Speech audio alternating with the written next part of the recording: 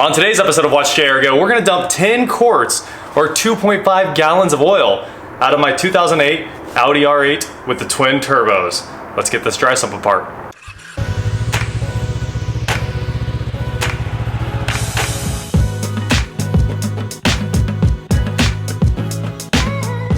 What is going on, guys? I am Watch JR Go, and today we're back with the R8. We're gonna get the dry sump out, disconnect the sway bar, maybe get the intakes out, and maybe get the hatch off. But today's gonna be a short day. We don't have too much time to work on this. So my main goal is just to get the dry sump out and drain down this 10.5 quarts of oil held in this gigantic canister right here. Obviously, you can see the oil fill is all the way back here. The dipstick for the dry sump is right there as well. And the dry sump itself has a couple vacuum lines, it looks like, right there.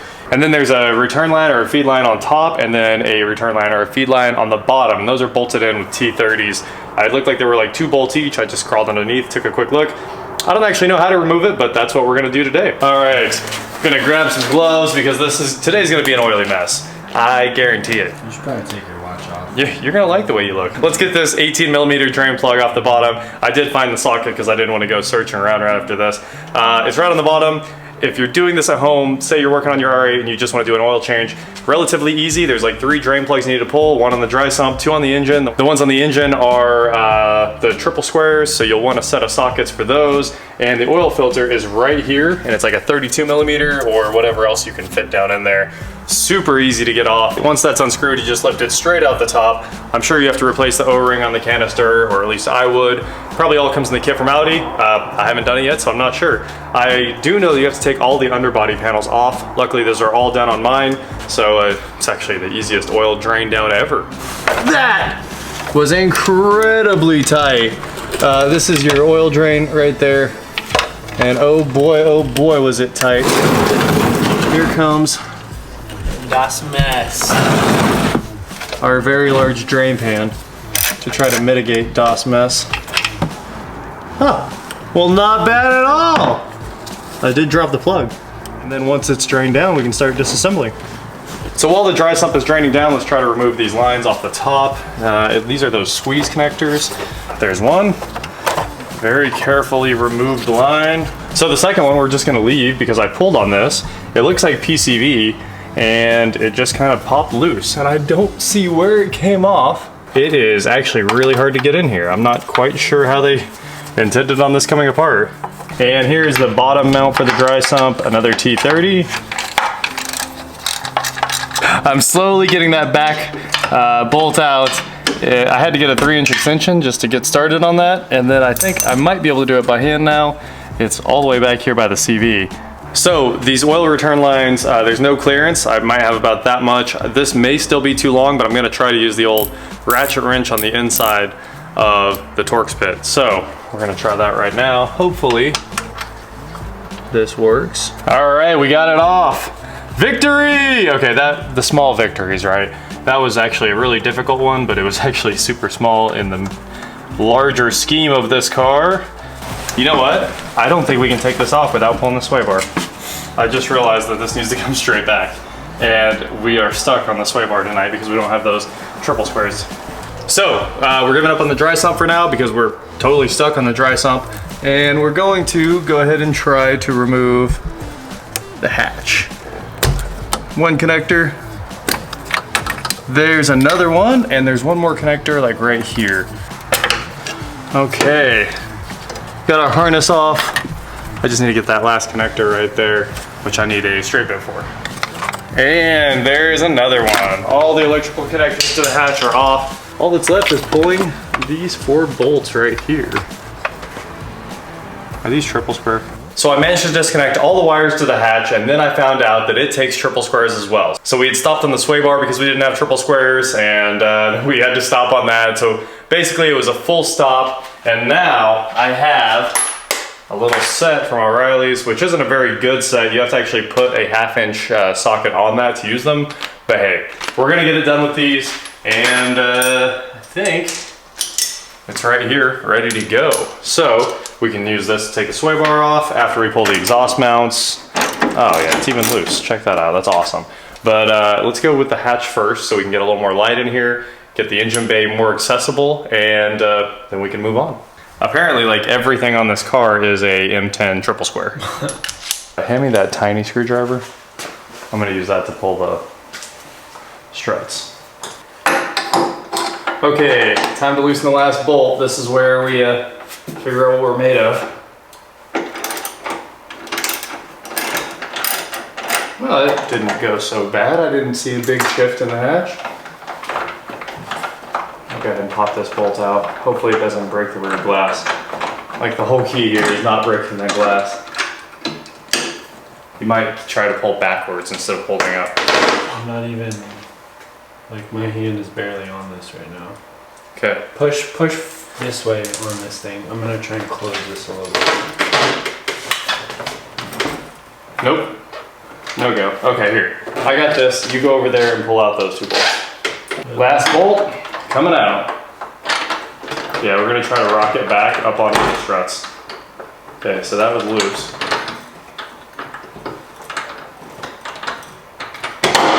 Okay, it's out. Yep. Okay. Okay, rock it back onto the struts.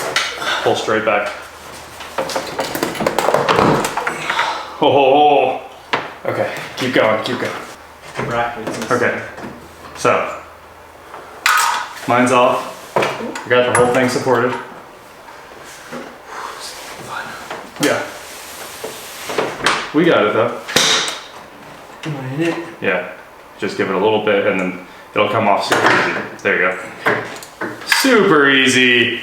All right, we were a little more worried about this than we needed to be.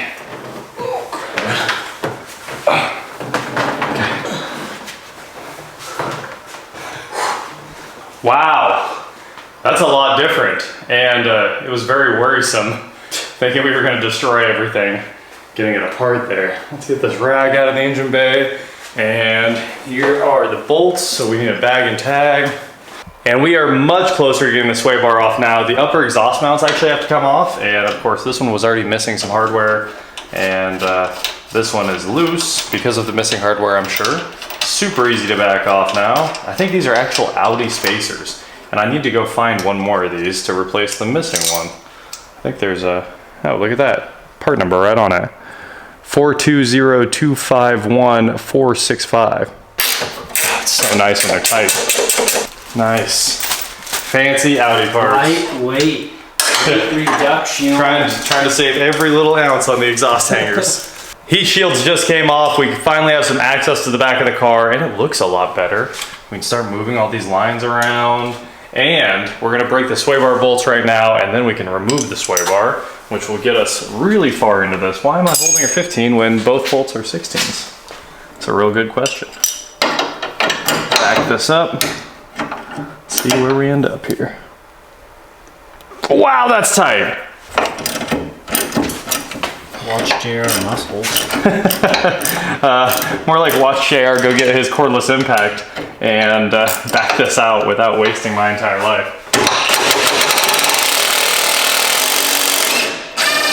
Yeah, buddy. All right, other side. There you go, like a C. Yeah. Okay, we're gonna have to break that by hand. Ride till you can't no more. Just move that $100 clip out of there.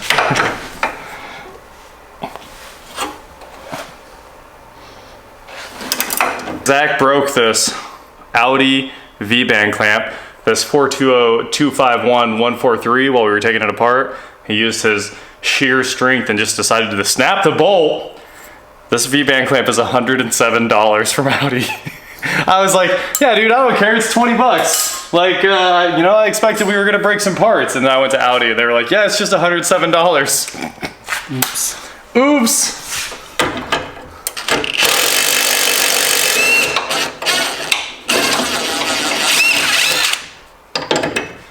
Oh yeah. All right, now we can use our M10 triple square and finally get the sway bar off, which will let us finally get the oil sump out. And then we're kind of home free to get this bar out, pull the intakes out, and make some real progress on getting this engine out. Oh, there's nothing better than a bolt breaking that easily.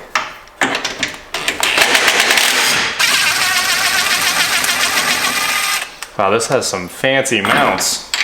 Zach, will you put a hand on that for me? Yeah, I got you. Thanks, dude. Try not to break it.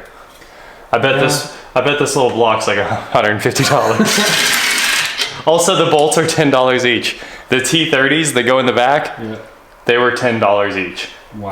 Yeah, so, but anyway, you can interchange them with the same part for like an A3 or an A4, you know, like the cheapest Audi there is, and it's like 50 cents or something. That seems a lot. Right? More my style. Oh, dropping wrenches.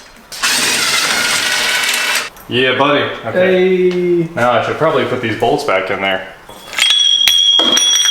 You broke it. Well, we knew this was going to happen. I did it with my left hand. Good job, Zach. That's why it looks terrible. Handwriting. Oh. You're trying to say something about my handwriting? Burn. Now for the part we're actually waiting on. The oil sump should be completely free. And yeah, there's no obstructions behind it. So we should be able to wiggle this guy out of here. Be wary that there is a sensor back there, and you will want to make sure you get that disconnected.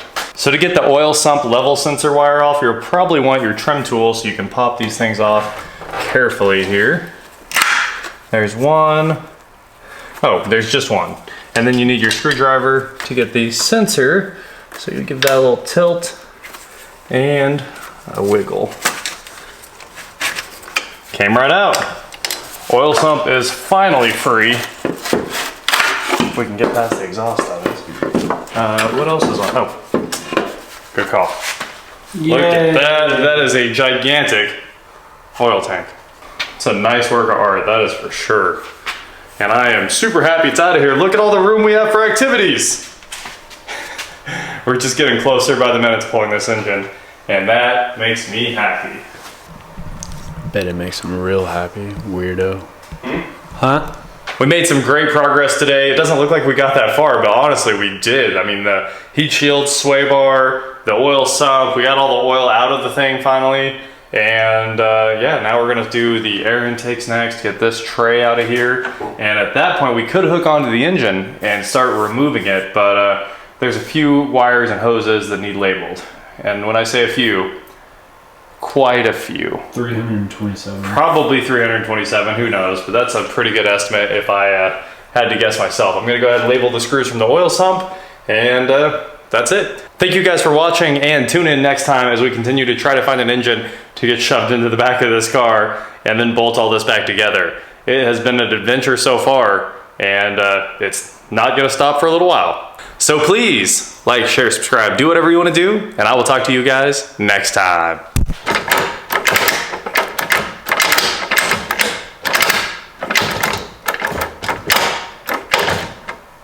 Cool? Yeah, I do think. Oh no. Hey, it actually stayed in the non-oily parts.